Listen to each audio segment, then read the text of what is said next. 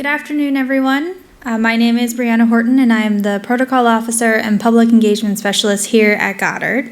Thank you all for joining us in person today and braving the terrible, unexpected weather outside, and for everybody who joined online for this month's Engage session. This month, we feature BurstCube, a mission designed to detect some of the most powerful explosions in the universe. This mission will be launched from Kennedy Space Center in June and deployed to the International Space Station. This mission, which is no bigger than a shoebox, is meant to do big things, which we will hear about today from our panel members. Before we get to the panel, a few housekeeping items to discuss. As those of you in the audience, and I'm making sure each one of you know that you'll need to get up and ask a question for our panel members today. We do have 2 microphones in the aisle. And for those online, the chat feature has been enabled on the right-hand side of your screen. If you can't see the chat box right now, please close the stream and restart, and you should be able to see it. This session will be recorded, and closed captioning will be available on the recording once it's completed. Now to the introduction of our panel members. We have Julie Cox, the BurstCube mechanical engineer, Israel Martinez, the BurstCube postdoctoral researcher, Jeremy Perkins, the BurstCube principal investigator, and Sean Semper, the BurstCube lead engineer. I would like to thank you all for being here today to talk to us about this small but mighty mission. Now I turn it over to Jeanette, our moderator, to begin the panel. Thank you. Hi, everybody. I'm Jeanette Kazmierzak. I'm a science writer here at Goddard. We're so excited to be here with you virtually and in person today to talk about BurstCube. I'm going to let the panelists introduce themselves, and I'm maybe just kind of to get started, guys, you can talk about how long you've been at Goddard and sort of more about your role on BurstCube. And I'm just going to start with Israel, and you can go down the line. Okay, cool. I'm Israel Martinez. I'm a postdoctoral researcher here at Goddard. I've been here for close to 3 years. And for BurstCube, I lead the scientific simulations and data analysis, and I also serve as the instrument project manager. Hi everyone, I'm Sean Semper. I'm the lead engineer. Part of the time I've been here, 10 years.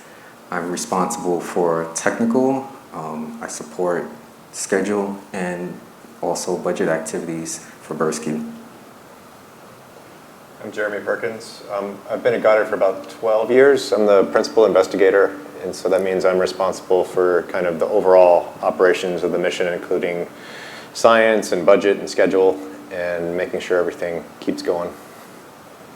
I'm Julie Cox. I am the mechanical engineer for BurstCube.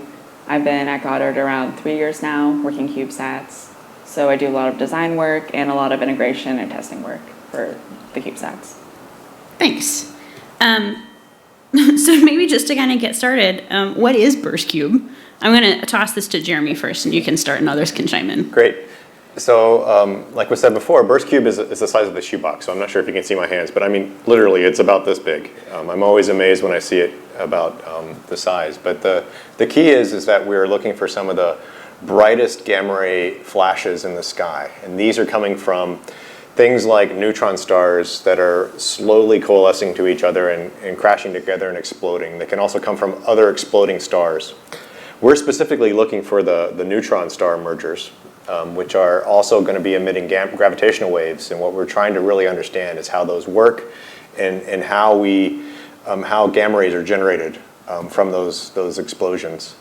We do this by basically taking detectors that used to be about this big and getting them as small as possible to fit inside this 10 centimeter by 30 centimeter, 10 centimeter by 20 centimeter by 30 centimeter spacecraft, which is Julie's problem to deal with.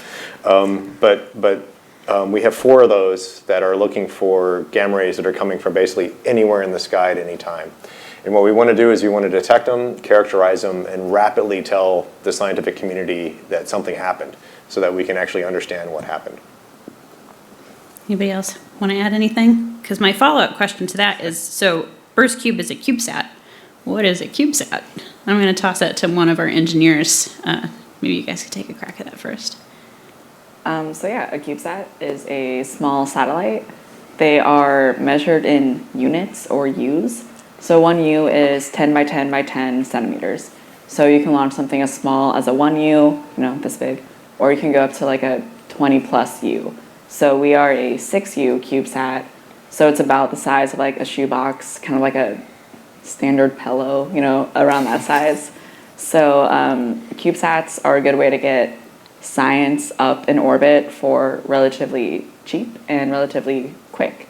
So instead of doing like a huge mission and putting like an instrument on something like, PACE or like Roman, you can have a full satellite dedicated to your science, and you can get it up within a few years. So CubeSats are growing, which is really fun. We have a few of them going on here. So it's a really cool opportunity.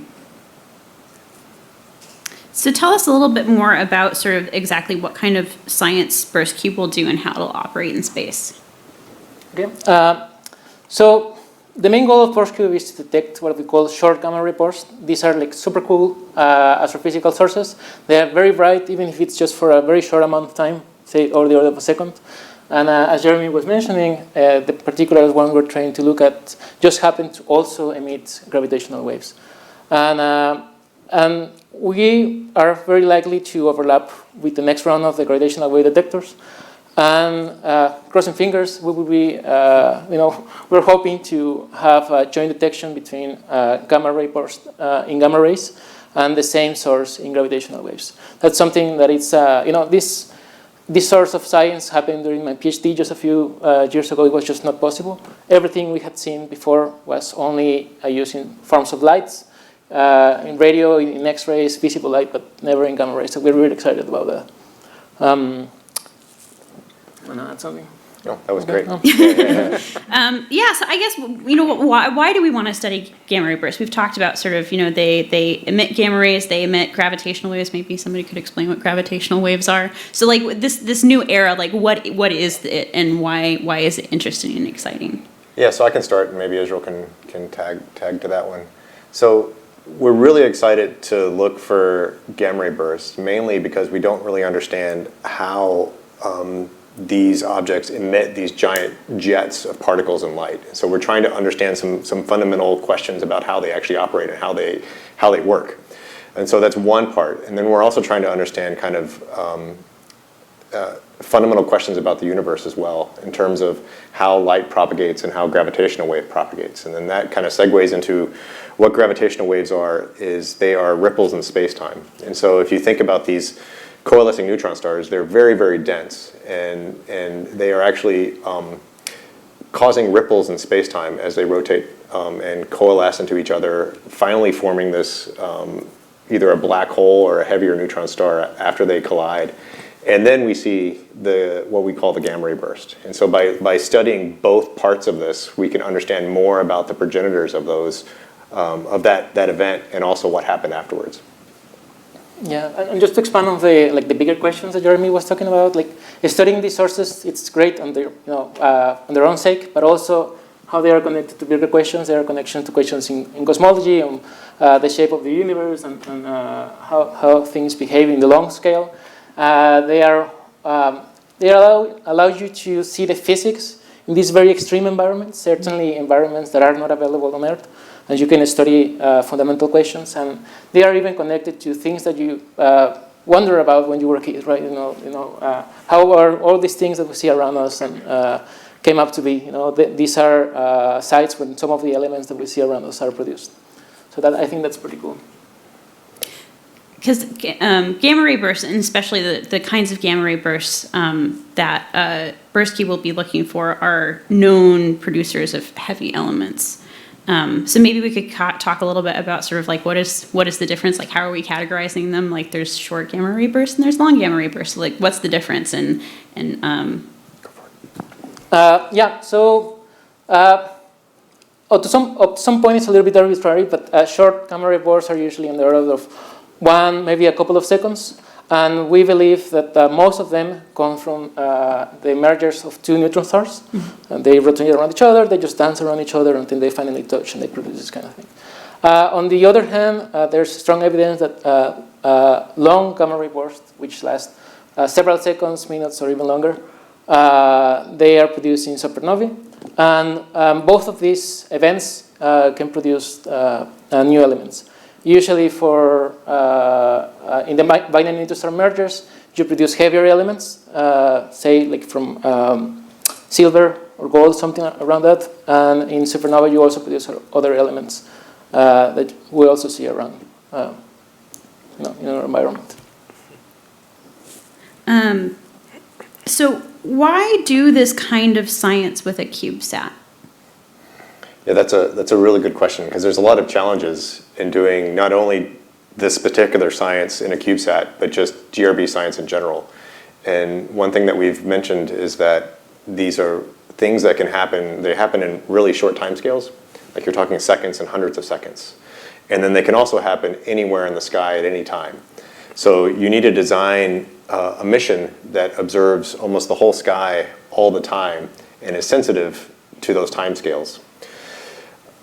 Now, we have several missions that are up now that are doing the science and doing a great job. And like the original detection of a gravitational wave coincidence with a gamma ray burst was done by the Fermi mission.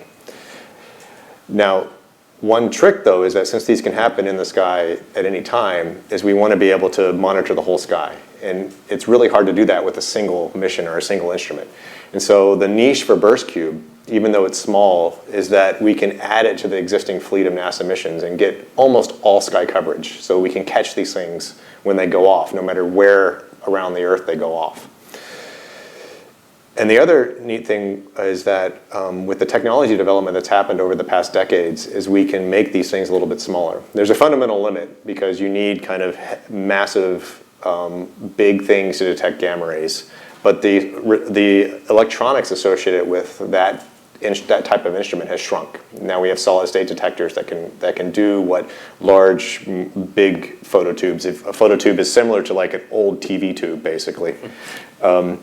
And in addition to that, we have CubeSats, which are coming on board. And we're shrinking not only the instrument technology, but we're shrinking things like the supporting technologies for these missions, like reaction wheels and magnetometers and star trackers and computers, and everything is we can make them smaller now. And so it's kind of a nice time period where we can build something, like Julie said, fast, quick, relatively cheap, that can improve our chances of detecting these things. What are some of the pros and cons of working with CubeSats? I'm going to toss this to our engineers. I'm smiling because, well, some of the pros is that you are able to touch on many of the subsystems. As Jeremy pointed out, there's different components, but as far as pointing, communications, things that deal with integration and test, you kind of get to see the full life cycle, which is a great pro. And someone like Julie has to wear multiple hats.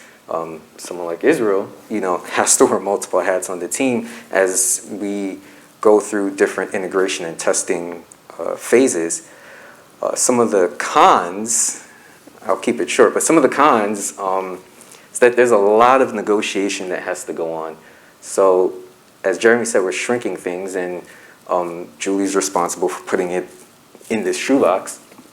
But sometimes it doesn't fit, or we're looking at how the wires are routed, and there's debates about that, or even the temperature that the CubeSat will experience. Those are things that we have to go back and forth and negotiate, because once it leaves Earth, we have no control of it. And it's a con because you don't want to spend too much time going back and forth when you have to deliver it on time and reasonably in budget. So those are some of the things that come to mind. Anything to add to that, Julie? Yeah, I agree with Sean. It's a really good learning opportunity for especially young engineers or scientists. A lot of our team, I feel like we're fairly young, early or mid careers. So we're all learning together, which is a pro and a con. But it's really nice to see kind of everyone gathering and building up, and especially over different missions. This is maybe our third or fourth CubeSat that I've worked on at Goddard. So it's it's cool to see everybody just like gathering steam and knowledge, and now we know what works or what doesn't work. And the amount of risk we can take is also a pro and a con. Things like Sean was saying, like we don't have space just to put things, so like we have to take a risk by like not having like a propulsion system, so we can't like navigate. But then that comes with like other risk for like our ACS team. So it's a lot of compromise a lot of the time for all of our subsystems, and we get to be a part of all of it, which is really cool. Can you talk about, Sean was talking about sort of wearing multiple hats, sort of working on CubeSat projects. So can you talk about some of the hats that you've worn as sort of you've worked on BurstCube? Yeah, let's see. What have I done? So I started with design. So we were still like building up BurstCube just using CAD. So I went from design, and then again, because we're a small team with a small budget, I'm designing it, but then I'm also doing the drawings and the procurements and then the inspections. And then we get it back from thermal, so then we do our coatings, and then we probably recoat them, and then something needs modified. So then I'm in the shop. Let's see, what else do we do? Lots of analysis. I've done analysis on BurstCube, which was special. That was hard. I think it was, maybe like within my first 6 months working, I was doing a structural analysis on a CubeSat, which is a lot. And then once we actually have everything in, then we get to integrate it and test it. So then I get to build it up, physically build it up. Hopefully everything fits. But then I also get to do wire routing and do troubleshooting on the boards and remember how to work an O-scope, which I don't know about any of you, but I totally forgot. So I had to like learn that again and then test with our ACS branch, or then do an environmental dive test. So you really touch it all. You do all of it, and then we get to deliver it, like hand deliver it to our launch providers. So once we do all of our tests, everything's lined up here, then I get to take the satellite on a United flight down to Houston and give it to someone else. And then after that, we get to get the data back. So Sean was saying we do the whole life cycle, and we do the whole life cycle. Like everybody's a part of it. That's awesome. Israel, can you talk about some of the hats that you wear? Yeah, absolutely. So I guess when I started in this project, like the main thing was to write the software for the scientific software to analyze the data. But of course, we kind of need to have an instrument before we can actually analyze the data, right? So I've been kind of helping and basically making this possible. So at the beginning, for example, I was the one who assembled the detectors. Each detector, I put like the scintillator inside the housing, and I put everything together. And then I've been working together with other members of the team to work out the calibrations that are needed to analyze the software, to analyze the data with the software. I've also participated in multiple tests, and both for the instrument itself and environmental. And then I was the instrument project manager for a while too. So I was coordinating people, not only in the science front, but also coordinated with the engineers. That was, I guess that was pretty important for me. You know? That was something that I learned that was not something that you usually learn in grad school, right? And you don't have a chance to be the instrument project manager in a larger mission, right? Like coming out from grad school. And then now I'm leading the simulations and the software to analyze the data. So both of them, right? So, awesome. Yeah, it's similar to what I was mentioning on the engineering front. Yeah. Jeremy and Sean, do you guys want to talk about some of the hats that you wear? So I think the main difference for being a PI of a CubeSat versus a bigger mission is that usually you don't have the same type of project support that you do. So as a PI, you're usually managing budgets and schedules and doing a little bit project management-y thing. We do have that support here on campus, but it's not the same as a big mission where you have dedicated people for those roles. And so there's a lot of that you're doing in addition to making sure that the science requirements are being met and overall kind of making sure the team is working well together. Yeah, and in addition, being the lead engineer it's a very strange thing sometimes, because you have to, like I said, negotiate. So some of the hats you have to wear is, you have to be a good enough subject matter expert. Good enough, right? Not great. you have to know who to call on for help. So to me, it's when you get to the technical part, that's one hat that you have to wear, and then when you get to the actual implementation of the design, and you want to go through the test, you have to think about, well, is this going to cost too much? Is the risk posture right? Which is a fancy way of saying, you know, the mission is called Do No Harm, and it's really do no harm to the astronauts on the International Space Station. So how do you navigate that and, you know, get the best science you can get with the best engineering you can get? So, you know, that's another hat that you're constantly wearing, trading off the schedule, the technical, and the budget. And sometimes you're just listening to people. You know, I think that's what I spend a lot of my time doing, so that I can advocate not only for the science but for the engineering simultaneously, because we have to find a good middle ground.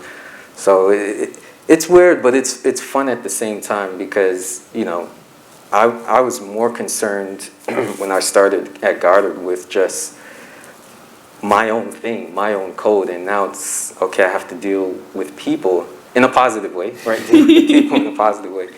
And, you know, just being aware of things, not only technically and emotionally, is important, because we do have lively discussions from time to time. So I'm glad that you mentioned the space station. So we've got a shoebox-sized satellite. How do we get our shoebox into space? On a rocket. So we go through a launch provider. Ours is NanoRacks, so they're on the screen in that slide. But so we work with them for a few years to make sure that our satellite is up to code with everything that has to be up to code with, like materials and size, power, voltage, all of that. And once we are ready and it's passed our test and NanoRacks test for like fit, or like they do like environmentals like vibration. So once it's all ready, then that's when we put it on the plane and take it to NanoRacks. And then it goes into one of their deployers. So they, the one we just did for PetiteSat, our sister satellite, it was in a double wide deployer, which can fit 2 6U CubeSats. So we just very carefully slide it in, and then they like patch it up, bolt it up. They put it on a rocket, maybe a Falcon 9 for Petite. It depends. It depends. Yep. Yeah, goes up to the ISS, and then it goes into this other airlock deployer, which is also specific to NanoRacks. So other companies, I'm sure, do it slightly differently. And then when it's time, it just gets released into orbit, and we get to watch it fly away and hopefully communicate. Yes. And that leads me into sort of like once sort of BurstCube is out in space, how, you know, sort of what do operations look like? We're talking about sort of a full sky view, full gamma ray sky. Sort of what does that look like on the back end, sort of operating it and getting through all that data? Yeah, so maybe I'll give the general thing, and Sean can fill in if I miss anything up. So basically, we initially deploy from the space station, and our solar panels deploy so that we can get power into everything. And then we're going to go through a checkout phase where we're making sure everything on the spacecraft works. We can point the spacecraft where we want it to point. And we slowly turn the instrument on. And then once we turn the instrument on, we start immediately streaming photons that are detected in those gamma ray detectors into our onboard storage. And also, our onboard storage is looking for gamma ray bursts. Not our onboard storage. Our onboard CPU is looking in the onboard storage and looking for gamma ray bursts, which are basically just spikes of increases in the number of gamma rays we've detected. And if we detect one of those, we immediately alert the ground that we saw one. And we do that because we have the capability to talk to TDRS, which is an always-on system of satellites that NASA runs. So we can get those data down to the ground in minutes. But then we're also going to be talking to the ground a couple of times a day via big dishes, basically one out at Wallop's flight facility, where we get our full data set down to the ground so we can look at it in more detail. And there's a lot of other things that are happening on board the satellite that I'm glossing over completely that hopefully Sean can fill in. Hopefully. So Jeremy mentioned the initial checkout, and that that really falls on the shoulders of the engineers to do that commissioning phase. Some of the things that we'll be very interested in is making sure, like you said, we have power, that the temperature looks right. Let me take one step back. We actually want to really make sure we find the spacecraft. So that has been very interesting with CubeSats in general. Some of them do a beacon in the UHF frequency. We will do one in a frequency that's related to the TDRS tracking and data relay satellite system. And that will allow us to get our position from GPS the same way your cell phone gets positions and velocities and allows you to navigate. And that will allow us to officially talk to it with the ground dishes. And then we'll have the subsystems involved, making sure, like you said, things operate the way it should. And we intend to do a quick turnaround of that so that we can really get to the fun stuff, which is turning on the instrument and flying in all these different orientations that we intend to fly just to capture science. So those are a couple things that we will be doing. Sometimes I like to step back and think about the size of the components on BurstCube compared to bigger missions, because we talked about getting the data down to the ground. Our radio is about, I don't know if you can see my hands, it's about this big. It's about the size of 2 packs of playing cards. Most of the time, radios and bigger missions are the size of our full system. CubeSat. And the same with our reaction wheels, which are basically spinning wheels that use torque to orientate us. Ours are about the size of maybe a golf ball, maybe 2 golf balls, and the big missions are like the size of our spacecraft. And so everything is shrunk down to that size to make sure it all works together. So sort of talking about wearing a lot of hats. Sort of once, I'm assuming that doesn't stop once the spacecraft is up there and bringing down data, that everyone's going to continue to wear a couple different hats while sort of the mission is operating. Can you guys kind of talk about what those roles look like? You should start. Yeah, I mean, absolutely. Like, I've been working on BurstCube for a couple of years, but once we actually launch and we have data, then I guess it's the best part, right? And obviously, well, I think the most interesting thing is if we manage to actually alert the community to point all their telescopes to a given locations. Like, these things come at random. So I think I'm really interested of being there to make sure our analysis pipelines work smoothly, and we can actually get this information to the community on time, so they can actually see something useful. And then of course we plan to analyze the data as a whole. Plan to have a catalog with all the bursts that we've detected, and depending on how lucky we are, it would be nice to analyze this jointly with the gravitational waves. In addition to that, as far as engineering is concerned, we have someone like Julie or myself on console, which is a fancy way of saying, pushing buttons to make BurstCube do different things. You also have to interact with the folks at Wallops and other places in White Sands in terms of communications and the available times that you can speak with your spacecraft. So you get to say fun things like that over a voice loop like Roger that and copy all. So, you get to do different things, learn about the lingo during the pass. You also will have to consider that someone will be called at 3 a.m. in the morning to do some of those passes or communication passes. And there will be a lot of analysis that goes on, like I said, looking at thermal or looking at the pointing. So people will have to be versed in making decisions very quickly and understanding the system level implications if something is going wrong, or if it's boring, that's a great thing because that means everything is going right. So. You guys are 4 representatives of a team. I was wondering, maybe I'm going to start with you, Jeremy. Could you kind of talk about sort of who are the other members of the BurstCube team and sort of what kinds of work are they doing? Yeah, there's a lot of folks on the team and that are working right now and that have come and gone throughout the life of the mission. One kind of another unique thing about a small mission is you have folks that come in and do a job and then go back to a bigger mission usually, because on the small missions we can't really afford to have kind of a full-time person doing everything, which is another reason we wear lots of hats, because you can't, like Julie said, we have a design, she did design work and did integration and test work. We can't afford to have kind of a designer and someone that does integration and test. We've got to do it all.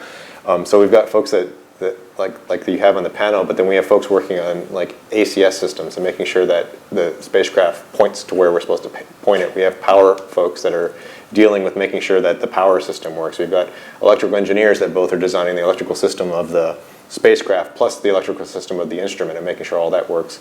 We have other folks paying attention to the pipeline, and for BurstCube that's really important because we're dealing with these transient events and we want to get the information out to the community as rapidly as possible, and so we're putting a lot of effort into make sure our whole pipeline from when a photon is detected on the spacecraft to when we send it out to the scientific community is working on day zero. And so I've probably missed people, but let's just say kind of if you think of a big mission and all the roles that are there, they're all there in the small mission, just in a kind of a different capacity. And a lot of times you have one person doing multiple jobs, like we've said before. I don't know, is there anything that you want to highlight that I missed? No, and just in addition to shouting out all the team members, I want to say there's a lot of center support. When I said subject matter experts, there's a lot of people you have to dial in to just understand some of the details of the design a little bit better, or the decisions that you make and what implications they'll have on the mission. So, you know, not only the thermal engineer or the group of scientists, but a lot of other groups on campus have been supporting BurstCube from, like I said, communications and different branches like thermal and ACS. They usually have folks come in and, I don't know why the word ninja is coming to my head, but they come in, they swoop in, they help out on the analysis, help us understand certain things we just don't understand, and support us in our test as well. So it's a large group. You know, I know sort of we've talked about sort of the, you know, there's a lot of sort of early and mid-career folks who work on CubeSats, and some of you have worked on a couple. So I guess one question I had is how sort of like moving forward as sort of you progress in your career, does working on a mission like this where you're touching a lot of different things, kind of how does that help you sort of as you progress and doing the thing that you're ultimately hoping to be doing? I'm going to start with Julie. It's helpful because you can figure out what you are good at and what you're really not good at. After working BurstCube, it's really solidified that I don't do well with coding or anything software based. So like that's like a job that I've got to do a lot with these missions. So that's something that is reiterated that it's not my strong suit. But then on the other side, there are a lot of things that I get to do that I realize I do like and that I think I'm good at. So then when the schedule lets up a little bit, or as I move into other missions, it's a nice thing to just kind of like add to that portfolio and say, well, you know, I did this structural analysis, but we really should have somebody else do it instead. Or I'm like good at doing testing in this way, and I feel confident handling that for another mission. So it's interesting that way to see like where your strengths are and then how to play to those for the next mission. Jeremy?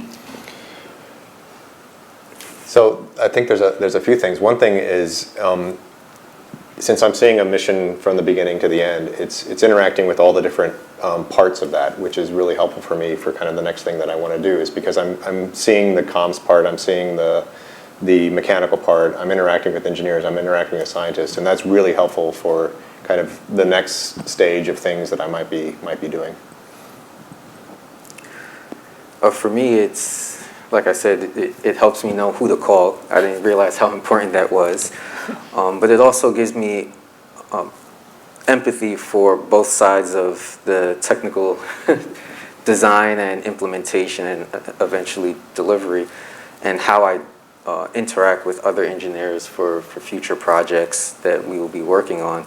And it allows me to recognize some of the design limitations that that we just have to meet to work some of these newer research projects or missions that Goddard is thinking about doing.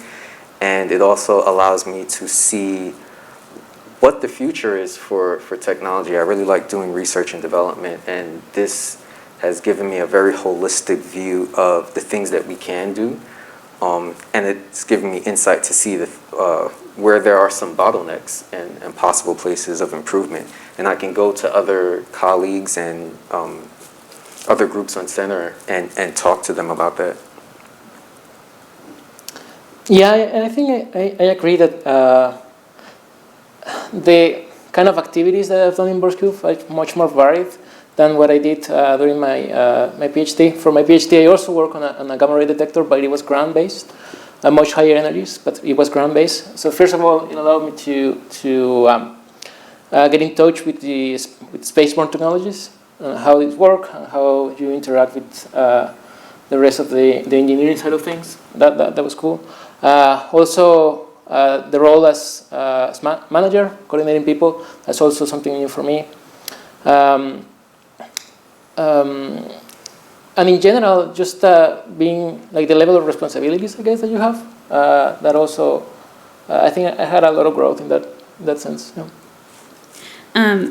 Maybe for folks who are interested in sort of getting into sort of space science, one thing we haven't talked about is that the sort of general development timeline for a CubeSat pretty well matches up with an undergrad degree. So maybe you guys could kind of talk a little bit about sort of how folks can kind of get involved in this early on and sort of get a jump start in their career. College is good. So I got my start my senior year. I did a CubeSat for my university, and then it turned into a senior design project. So that's essentially why I'm here. And a lot of schools are doing a lot of CubeSats. There's lots of like initiatives. So at least like currently, I'm seeing a lot more and more universities either doing a full mission or else doing like an instrument for a mission. So we'll fly instruments from like Utah State or like other schools, and that's also a really good way to get into it. There's lots of other programs too, even like joining like extracurriculars or clubs. I think even some like high schools are putting on like small missions, like for like balloons or like rock sats and things like that. So if you're looking, you can find it pretty much anywhere, even like now virtually, like joining a team or doing something. So if you want to get into it, opportunities are there. Just got to find them. Could I add to that too? Yeah. Even educators, they can seek out some of these opportunities. I remember I felt a certain way after I left college because that's when they got their first CubeSat mission. I'm over it because I got one now to work on. But I did recognize throughout the years that even at the elementary school level, I'm not saying they should replace me, Jeremy, but at the elementary school level, I've seen kids work on CubeSats as well through some of those grants and other programs through NASA headquarters. So, something to think about. Awesome. I think it's fair to say, from what I've seen, is that like the career paths of the people working on BurstCube is very, very diverse. I don't think it's there's obviously not a single path that you take. You usually get good at something from your previous studies, and then you come here, you start doing that, but then you diversify a lot. That was the case for me. I studied gamma rays already, but I was not. I didn't have experience on space science. I didn't have experience in instrumentations or managing people. So I think there's a lot of different career paths can contribute very significantly to a project like this. So what is next for each of you after sort of BurstCube gets out there and launches? I know there's some work has to keep going on afterwards, but sort of what's the next big project for each of you? I can start. So I'm currently the Observatory Integration and Test Scientist for the Nancy Grace Roman Space Telescope. And so that's kind of the next big thing that I'm looking at. It's completely different size scale to BurstCube in many, many ways. But a lot of the stuff I learned on BurstCube is helpful for that as well. And then I'm also looking forward to kind of the next generation of gamma ray missions and what we're going to do in that field. For me, currently in the middle of it, but supervisory activities, which is fun because you kind of get to see why people tell you yes or no. And the other thing on the technical side is a project called Auto NGC, which is automating navigation, guidance, and control for some of our either smaller missions or even larger missions for Goddard. And I think that's for the near term. Long term, who knows? Okay. So I guess in the near future, I guess a couple of things. I'm part of this team that plans to write a software to do the analysis for gamma rays. That is kind of it generalizes a bunch of software that we have for BurstCube and other satellites as well. So that's kind of it's nice because basically the effort I put in BurstCube is not just going to end in BurstCube. It's going to be part of a bigger software package that we were working on. And then I'm also working on another telescope that is called COSI. It's also a satellite expected to launch in 2027. It's bigger in size, and you study gamma rays of slightly higher energies, which is called in the MeV range. This is kind of part of the spectrum that is kind of underexplored. There are not a lot of missions recently that are sensitive to this energy range, and there's a lot of potential there. So I'm really excited about that. I'm working on some other mechanical projects. So Lisa LEM system is on my plate right now.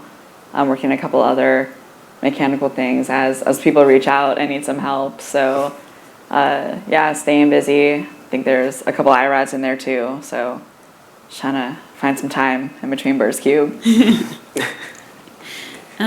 Well, that's brought us to the end of our questions. Before we go to the Q&A, is there anything else about BurstCube that we should talk about? I think I want to highlight the training aspect some more because I think that's one of the key things that we really focus. There's kind of like three legs to the CubeSats, right? There's the science we want to do, there's technology development, but then the training I think is really important. And I think throughout the life cycle of BurstCube, you've seen some of the younger folks working on this, but we've also graduated grad students. We've had many interns come through the program, and I think that's something that is really important about these smaller projects, is that we're really training the next generation of scientists and engineers at Goddard. So that's awesome. Yeah. Anything else? Okay, well, before we hand it off to the Q&A portion of today's Engage session, I just want to remind you that if you're interested in keeping up with BurstCube, to follow us at NASA Universe on Twitter and Facebook. Thank you.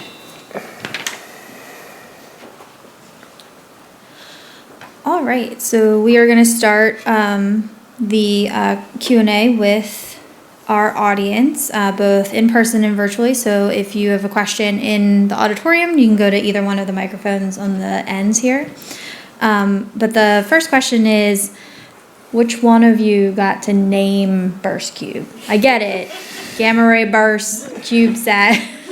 That was probably me. I think I probably came up with that name. Okay. It's been 6+ years since we first proposed, and that's probably about the time frame from when we named that. So. How many candidates you have?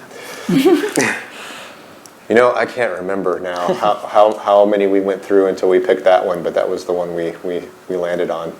I think at the time, a few of us were talking, and we were kind of fed up with acronyms as names for missions, and so we wanted to pick something that wasn't an acronym. Thank you. Yeah. As you mentioned earlier, there are several CubeSats at this time at Goddard. Are there any lessons learned from some of the others or comments on resources and schedule when the same engineers are assigned to multiple CubeSats? I feel like someone that worked on CubeSats wrote that question. Yeah, I feel like every mission you learn a lot.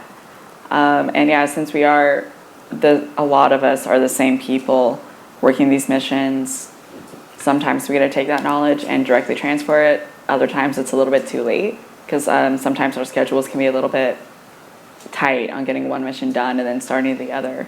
So I think that's another full hour of discussion to go over lessons learned. But I think we have, there's some good ones that have stuck with us that we've been improving these missions as we've gone forward. All right, I would just jump in to shrink all of that down for lessons learned to some of them that were a little bit I could laugh at now, but you dial a friend if something's wrong in the spacecraft or as you're going through testing, and you have to look at where USB cords are plugged into a computer because it can cause a panic. The other one is definitely writing down what you do as much as possible, because if something happens, you just have to go back and think through the process and see if there was an error in what you were doing or not. And then the other one is sometimes you might get in trouble for saying this. Sometimes you just have to let it go if something does happen and know that no one is out to get you as an individual when you're working on a project. And we're only concerned with, we are concerned with your safety and mental well-being, and we're concerned with the mission's, mission success. So if we've experienced anything, I think a good lesson learned is that a lot of people have been forthcoming with information so that we can resolve it pretty quickly. I think one big lessons learned that I would say is be deliberate about organizing before you get into the heat of things. Yes. And that's really critical. And I think with the small sets here, we got better as we went along in terms of organizing workforce and planning and schedule. And we're definitely not perfect, but it got better. But I think we would have saved a lot of strife if we had figured out how to make that organization work from the beginning as opposed to in the middle of things. Yep, true. Thank you. As somebody who's most of their family members are engineers, this question is very funny to me because I've listened to them talk about how they've transported things across the country. But are you allowed to bring BurstCube in the cabin, or do you have to check it in your luggage when you put it on the airplane? So you can do both. We will probably, assuming that we do what CubeSat did, is we buy it its own ticket. United will let us do that. Coach? So, yep. Okay. Oh, yeah. I don't think NASA's paying for business for us. Just but being yeah. clear.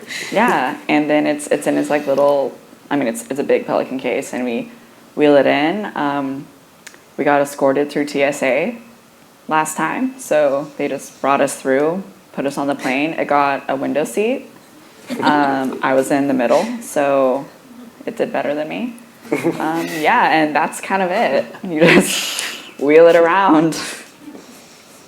Some missions get, giant airplanes all to themselves. Yeah. Yep. Some missions get window Coach. seats Yeah. and coach. Or giant trucks all to Yeah. themselves. Did you get to eat CubeSat's peanuts? No. Oh. I don't think it was offered to me. How do you locate the positions of the gamma ray bursts in the sky? I can take that one.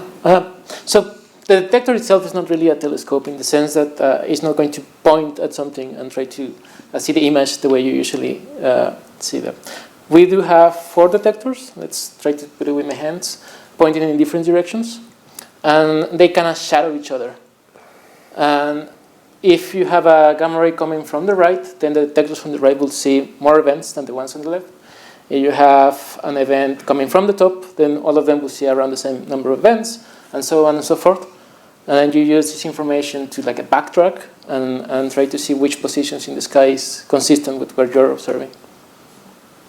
Okay, thank you. What does the BurstCube data look like? What information will be available from the detection? Right, so the data coming off the detectors themselves is we get a hit, which tells us the energy and the time of every single gamma ray that the detectors detected. And this is coming in all the time from all directions on the sky. And so you're talking of rates of hundreds per second to thousands per second to when a burst goes off to up to tens of thousands of these per second. We can't send all that data down to the ground because once again we have a CubeSat and we're limited with bandwidth and power and space on the spacecraft. And so what we do is we buffer all those data and we send down a subset of them. So first we bin all the data in energy and time and send all that data down to the ground. And so once that gets down to the ground, we have binned data which says, okay, during this specific time period, which is really short, we saw this many photons between these two energies, this many photons between these two energies, and those are going to be released to the public. And that's for the whole mission. Then if we see a burst, either on board or on the ground, we send down that photon data where we have every information on the time of every single photon hit and every single energy of those photons. And those go out to the public. And one of our requirements and the thing that we've been really pushing for the whole mission is to release all those data as fast as we can to the scientific community, because there's only so much the BurstCube team can do in analyzing the data, and there's other people out there that are going to do it and find new things and discover a bunch of stuff that's happening in space. Can I just add that in order to make all of that work as well, that the position and the velocity will be available, Yep. As well as where it's pointing, all within some reasonable amount of error, so that you can do the localizations and do all the fun stuff on the ground. Yeah, I think that's important. So what Jeremy was talking about is like the low-level data, and we are going to process that data too ourselves and produce these pieces of information that are useful to the community, like when the burst happened, how long it happened, what is the spectrum, that is what are the different energies that we saw, where it happened, so other telescopes could point at it. But in addition, we will provide all the resources so people can do their own analysis, either confirm what we did it right, or just tell us that we did something wrong. No? Great. And is there any science or data that will be collected not related to gamma ray bursts? Yes. Yeah, so the thing is, like, a lot of things emit gamma rays, and we just happen to be good at it. So there are, for example, solar science. The sun also emits gamma rays. There is something very interesting called terrestrial gamma ray flashes, and they actually come from the Earth. And sometimes we are able to catch them. There are other sources of astrophysical gamma rays. I don't know, like soft gamma ray repeaters, which they look similar in the sense that they are bursts, but they come from different sources. Am I missing one? Magnetars. If a magnetar went off, you'd see it. Yeah. Great. And so how can students get involved with CubeSat science? I know that you talked about, this when you were in college, you started. Is that the only way that they can get involved? Definitely not the only way. That's the way I'm most familiar with. But I've been out of being a student for a little bit, so I need to brush up on it. Maybe Israel knows more, but there's a lot of programs out there. There's a lot of people. There's a lot of outreach that NASA does too, to different groups. So if you're looking to get involved, there's definitely strong ways that you can do that through different professional organizations or through the NASA outreach, or choosing, if you're able to choose, a school that is fitting that program pretty well. Yeah, I would echo that, and encourage your educators at all grade levels to really scour the NASA website for programs. I know there's a lot of good materials on there for educational purposes, and more than likely they will come across information that corresponds to grants and things that educators can have access to. I hope, right, that they still have access to, so that they can implement different things in the classroom. And and 100% agree that there could even be local, they're not amateur in that sense, but amateur astronomers that may have insights to things that's going on just in your neck of the woods. So definitely Google, Bing, whatever your desired search engine is, to find out more. Awesome. And the last question, unless somebody is going to get up, but I don't see any of you moving. How does BurstCube fit into the fleet of existing or future gamma ray missions? Yeah, that's a good question. So the main niche of BurstCube is to increase sky coverage. So BurstCube isn't going to compete with a bigger mission like Fermi or Swift or some future mission like Amigo or Amigo X or even COSY in terms of sensitivity. We just can't pack enough mass and volume into the small frame. But what we can do is fill in the gaps in the sky. And so I mentioned this earlier, but currently with Swift and Fermi, you get something like 75% sky coverage at any time. And by adding one BurstCube, you're getting up to 100%, depending upon how the orbits are randomly arranged. And this is not any planning. This is just sticking it up there and letting it float around. And there's a lot more complicated bits there, but and detecting gamma ray bursts. And then the other thing that's happening that's really cool is there's probably half a dozen to a dozen other CubeSats that are doing gamma ray bursts, and they're all kind of different.